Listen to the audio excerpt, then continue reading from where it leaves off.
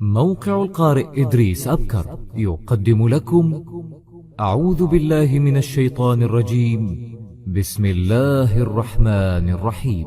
ولقد آتينا إبراهيم رشده من قبل وكنا به عالمين إذ قال لأبيه وقومه ما هذه التماثيل التي أنتم لها عاكفون قالوا وجدنا آباءنا لها عابدين قال لقد كنتم أنتم وآباؤكم في ضلال مبين قالوا أجئتنا بالحق أم أنت من اللاعبين قال بل ربكم رب السماوات والأرض الذي فطرهن وأنا على ذلكم من الشاهدين